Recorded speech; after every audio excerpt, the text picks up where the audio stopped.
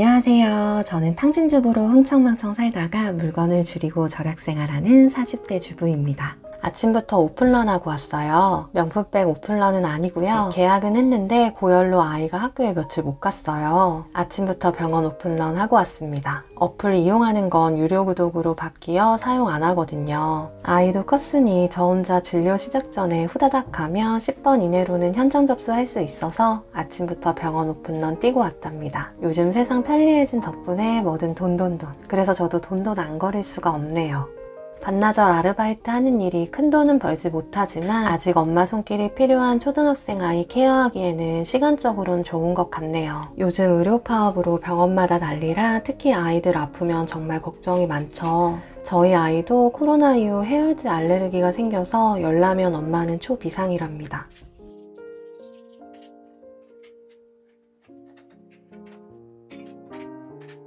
아이가 아프면 잘 굴러가던 일상도 삐그덕거리며 멈추게 되는 것 같아요. 아이가 아파서 알바 못 나가겠다고 얘기하기도 어렵고 일하면서는 계속 아이 걱정에 눈치 보며 연락하고 쉽지 않네요. 다행히 일하는 학원 원장쌤도 아이를 키우는 엄마라 일찍 들어가 보라고 하고 챙겨주셔서 감사했답니다. 지금 아이가 초사라 아파도 그나마 일을 하는 거지 초등 전까지만 해도 엄두도 못 낼 일이었습니다. 아이가 크면서 아픈 일도 줄어들고 혼자 자기 앞가림을 하니까 엄마에게도 조금씩 사회에 나갈 시간이 주어지는 것 같아요. 아이가 약기운에 계속 잠을 자서 저는 밀린 집안일을 했답니다. 아이가 열이 나니 신경이 곤두서서 그런가 설거지 빨래는 산더미네요. 미루면 한없이 늘어지는 성격이라 억지로라도 움직여 봅니다. 아픈 아이 두고 일하러 나가야 하니 마음이 내내 불편했어요. 아이 키우며 돈 벌기 쉽지 않다 또 한 번 느끼게 됩니다. 다 지나가겠지라고 되뇌이며 오늘도 엄마는 강인해져 봅니다.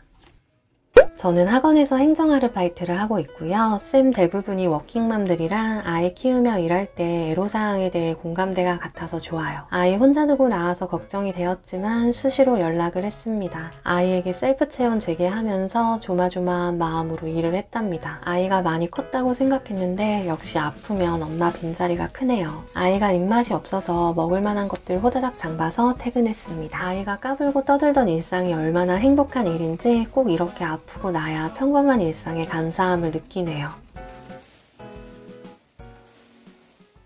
아이는 회복하고 드디어 학교에 갔습니다. 아이가 아프면 덩달아 엄마도 간호하느라 잠도 못 자고 집안꼴은 엉망이고 아이가 다 나을 쯤 엄마가 꼭 병이 나잖아요. 한번 미루면 쌓이고 쌓이는 집안일이라 쉬고 싶어도 맘 편히 못 쉬는 엄마라는 자리입니다. 아이 돌보고 집안일 하느라 너무 힘들다 하면 주부가 집에서 쉬는데 뭐가 힘드냐는 얘기들을 많이 하죠. 살림이 놀고 먹으면서 쉽게 한다거나 하찮은 일은 아닌데 말이죠. 아내이자 엄마인 주부가 살림과 육아를 알뜰살뜰하게 하니 남편이 회사 가서 집 걱정, 아이 걱정 신경 쓰지 않고 집중해서 사회생활 할 수 있는 거잖아요. 저도 해도 끝없는 살림이 참 버거웠던 시절이 있었고 스스로조차 주부라는 타이틀을 가치 있게 생각하지 않았던 것 같아요. 정리와 살림을 배워보면서 다시 관심을 갖고 자신감이 생기니 엄마, 아내, 주부라는 역할은 가정을 따뜻하고 풍요롭게 만드는 귀한 자리라는 생각으로 변화되더라고요. 주부는 가족들이 하루를 마치고 편안하게 쉴 수 있는 공간을 만들고 따뜻한 밥상으로 사랑을 채워주잖아요.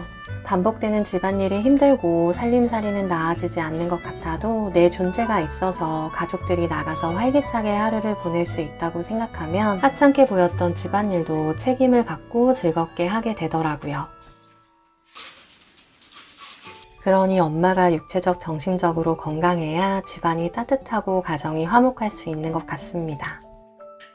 사람마다 모습이 제각각이듯 살림의 모습도 모두 같을 순 없어요. 자신만의 속도로 할 수 있는 만큼 즐겁게 하다 보면 살림도 조금씩 속도가 붙고 재미가 있어지더라고요.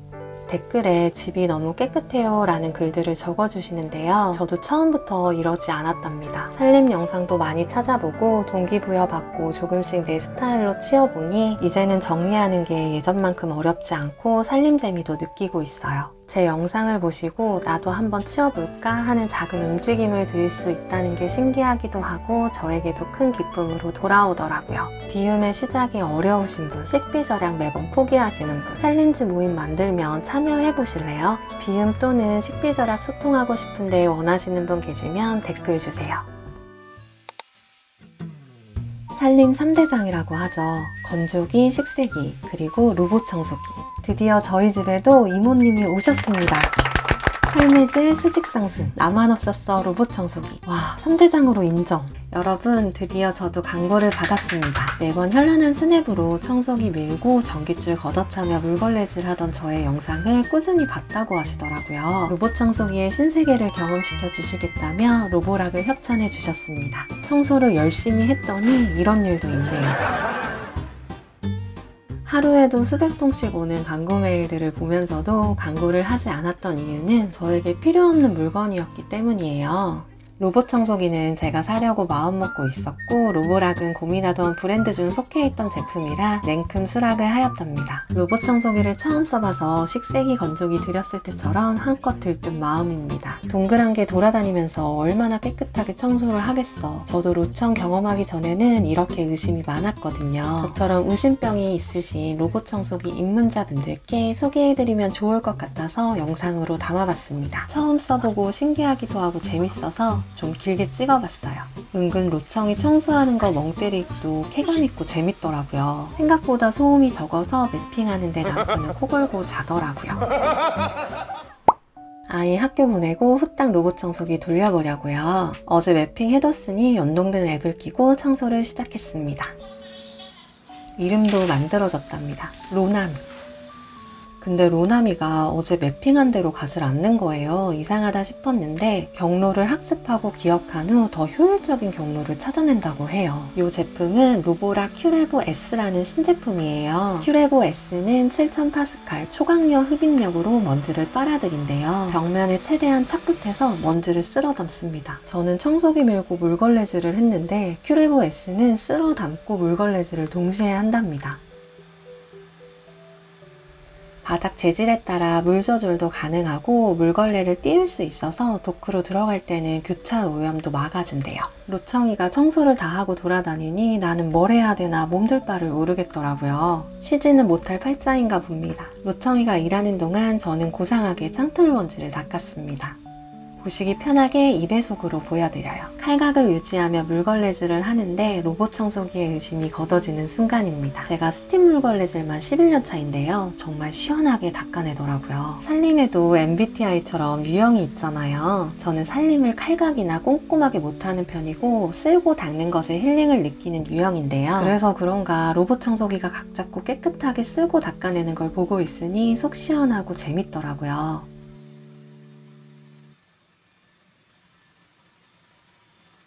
여러분, 로봇 청소기 쓰라고 왜 진작 안 알려주셨어요? 진짜 삶의 질이 다르더라고요. 로나미 청소하는 동안 저는 우아하게 커피 한잔 했습니다.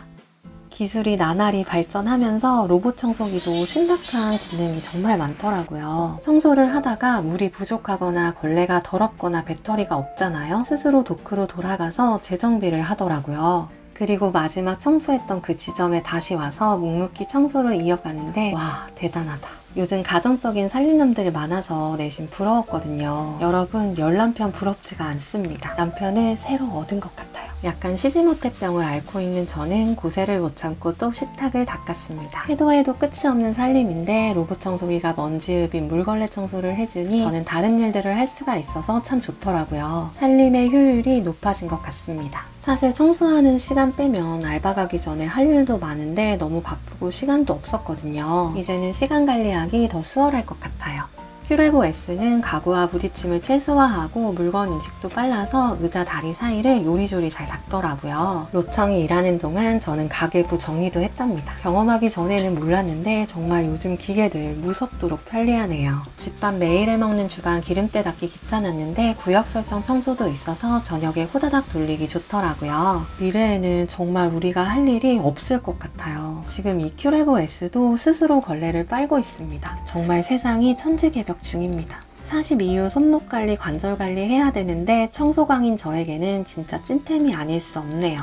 물걸레 다 빨았는지 다시 일하러 가네요. 궁디팡팡해졌답니다. 인간은 그저 물건을 살짝 옮겨주기만 하면 그 다음은 로봇이 알아서 척척 해주니 할 일 없는 저는 아이 책들을 정리했답니다.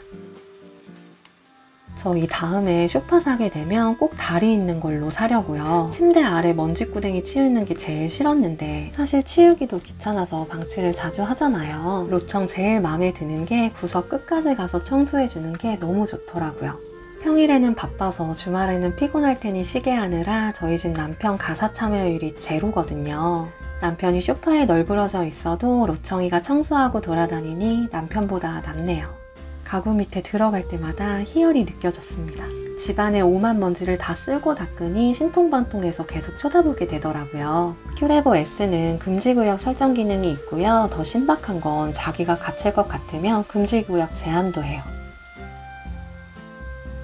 벽면을 직선으로 청소한 후 남은 공간은 리을자로 깨끗하게 쓸닥합니다. 주방 살림도 안 쓰는 거 몇 개 비워야겠어요. 한 번에 대청소하려면 힘든 것처럼 비우기도 한 번에 하려 하면 지쳐요. 서랍장 한 칸, 두 칸 정도 수시로 체크하고 정말 안 쓰는 불필요한 물건을 정리합니다.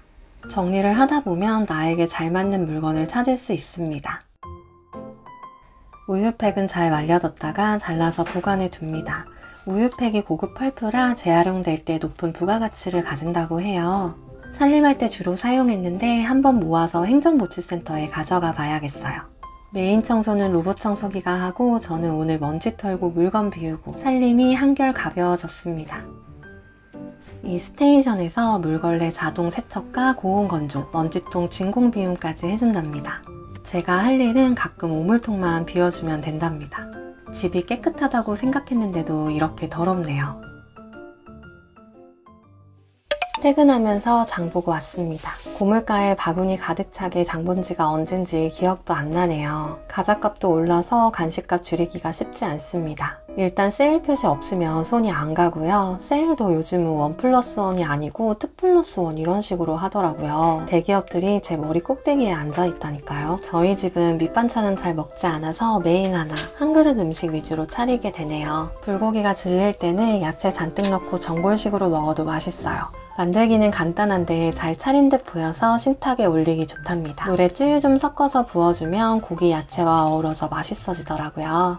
9월이 되어도 여전히 덥네요. 에어컨은 9월도 풀가동이고요. 9월, 10월 전기세가 걱정입니다.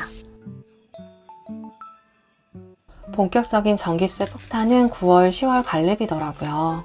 9월 1일에서 9월 15일까지 식비는 43만 3,050원입니다. 쌀 10kg 사고 커피 캡슐 조금이라도 싸게 사려고 4팩을 샀더니 식비가 조금 더 나왔네요. 가계부 쓰시는 분들은 다들 느끼시죠? 진짜 가소비 안 하고 아껴서 쓰는데도 물가가 비싸서 장만 봐도 생활비 예산이 훅훅 줄어드는 거.